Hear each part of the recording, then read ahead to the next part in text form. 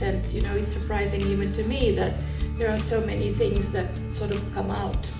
The beach was a fantastic experience for me, coming to see the Delaware beaches and the kind of lightness of heart that you encounter here, and how people come to enjoy, and the laughter and the being together, and the sun and the ocean, and that's the feeling that I wanted to capture in my beach series, the culture of our beaches.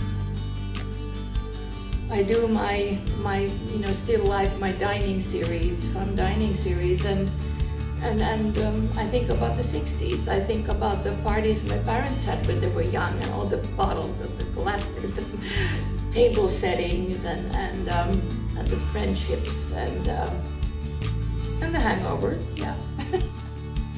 Then I also do my golden have more spiritual meaning to me, to myself, and it's like maybe the icons in the Greek Orthodox, the Russian Orthodox Church, the icons are perceived as the windows to God's kingdom, and I think that's what I'm looking for when I work with gold. It's like the window to divinity and to the spiritual dimension.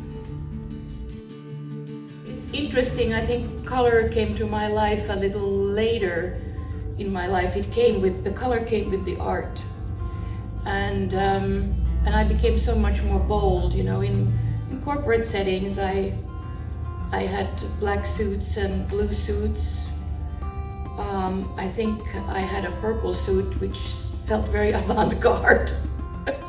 I usually use very bright and clean colors. I am not much of a mixer. I don't feel that is a skill of mine. I rather see the strong colors play off each other. I was always an amateur photographer, avid photographer. And then when Photoshop came, I got very curious about image manipulation. And then I started studying Photoshop. And then from there, it was kind of a very natural transition to image transfer. And that had to do with silk screening. And that's how I sort of initially learned how to get into silk screening. And from there, you know, I was thinking about, well, how do you image transfer to canvas? And that was acrylics. So I got into acrylics, and from acrylics, I got curious about surfaces.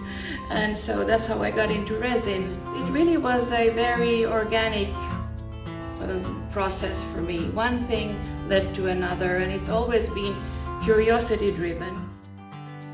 When I heard the word evolution, well, you know, you can look at it in so many different ways, but for me, I felt like it spoke to me from the point of my own evolution as an artist.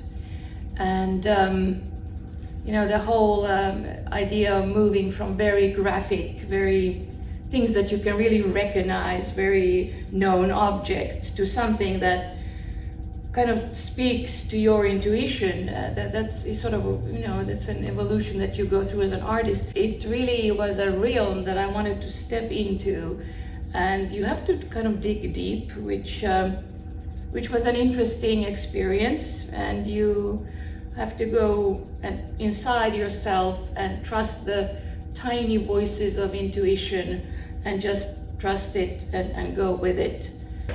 And when I work and when I do abstracts, I start also longing for the more concrete and very precise graphic work. So I switch from one to the other, and one feeds the other. And a lot of it has to do with probably the same thing, same for all artists. You know, we have a need to see certain shapes, certain colors, certain textures. We kind of respond to a need in ourselves when we work.